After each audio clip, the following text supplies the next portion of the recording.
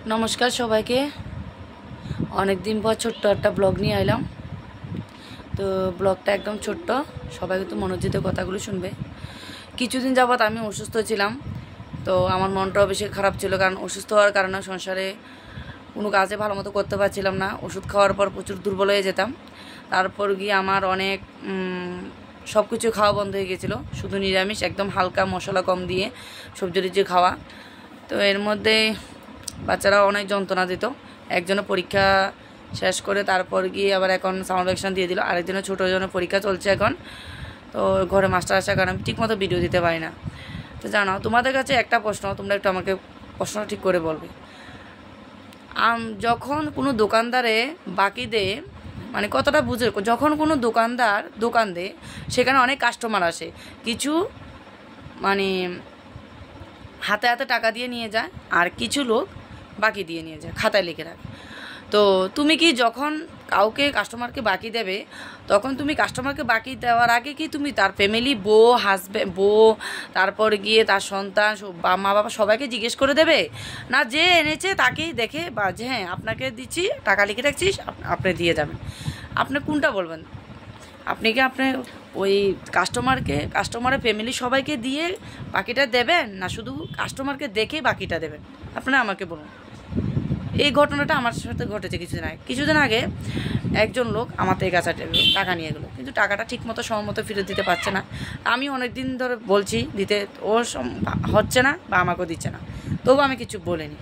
কিন্তু সেই ফ্যামিলি মানে তার বই আমাকে উল্টাপাল্টা করে বকাবাধ্য করে যে আমি কেন ওকে না জানিয়ে টাকা দিলাম।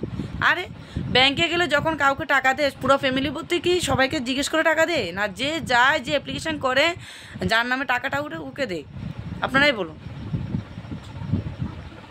একজন যখন অ্যাপ্লাই করে ওকে দেখিয়ে দে, না ওর ফ্যামিলি শুদ্ধ দেখিয়ে দে যে ফ্যামিলিতে কে আছে, ওকে জিজ্ঞেস করবো, ওকে দিয়ে ওকে জিজ্ঞেস করে টাকাটা দেবো, নাহলে যদি না ফেরত পায়।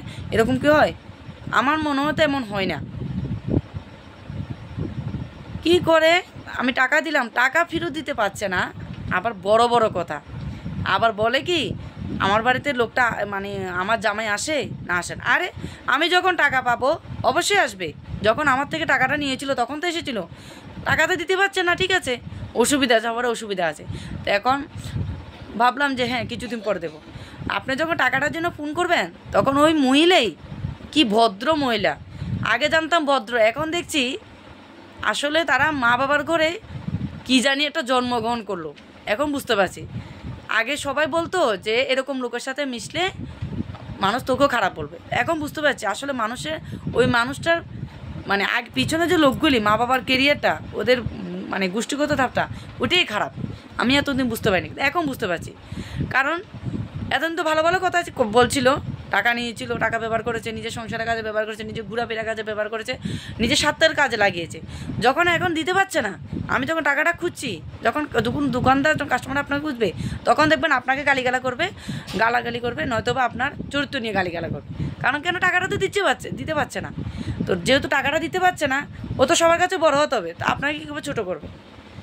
কথায় আছে না, নিজের স্বার্থ শেষ হয়ে গেলে কাউকে চিনি না। এমন কিছু কিছু মহিলা আছে। আসলে এখন ভাবছি ওই মহিলাগুলির সঙ্গে আমি কেন যেন আগে মিশছিলাম। আসলে কিছু কিছু মানুষ বলেছিল যে ওই মহিলার সম্পর্কে যে এগুলির সঙ্গে মিশলে মানুষ বাজেও বলতে পারে, কারণ ওদের চরিত্রটাই খারাপ। সত্য, চরিত্রটাই খারাপ, তাদের মা বাবার কালচারটাই খারাপ।